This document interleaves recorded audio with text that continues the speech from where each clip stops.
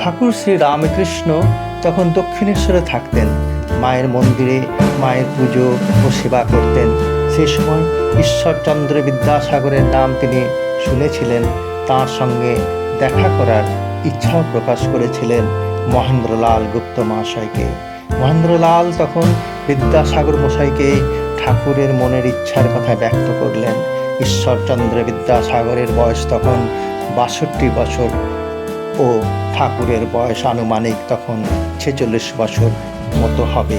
বিদ্যাসাগরের মহাপণ্ডিত মানুষ, তিনি স্বরদর্শন পাঠ করেছেন, কিন্তু ঈশ্বরের বিষয়ে কিছু জ্ঞান জানা ছিল না। ঠাকুর বুঝতে পেরে ব্রহ্মজ্ঞান নিয়ে কিছু কথা পণ্ডিত বিদ্যাসাগরকে বলেছিলেন।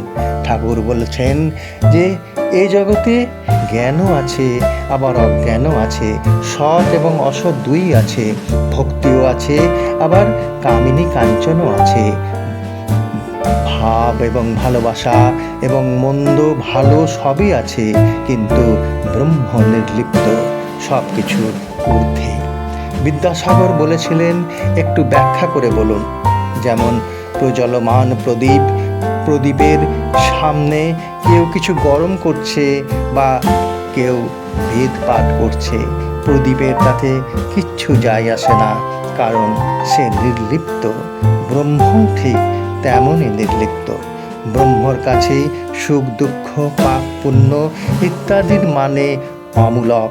ব্রহ্মকে আমরা মুখে প্রকাশ করতে পারি না, শুধু অনুভব করতে পারি। ঠাকুর আবার বললেন, বেদ পুরাণ সবই এঁটো, কারণ সবই মুখে পড়া হয়, মুখে উচ্চারণ করা হয়েছে, তাই তো এগুলোকে সবাই এঁটো বলে।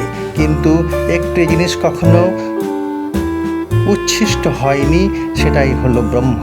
বিদ্যাসাগর শুধু অপলক দৃষ্টিতে তাকিয়ে দেখলেন, ভাবলেন, কি অপরিসীম জ্ঞান, কি সহজ, কি প্রাণস্পর্শ, কি গভীর, সব কিছুই জলের মতো সরলভাবে ব্যাখ্যা করলেন। ফুটে উঠছে এক নতুন আলো, এক নবচেতনা। জয় ঠাকুর শ্রীরামকৃষ্ণ জয়। জয় ঠাকুর শ্রীরামকৃষ্ণ জয়। জয় ঠাকুর শ্রীরামকৃষ্ণ।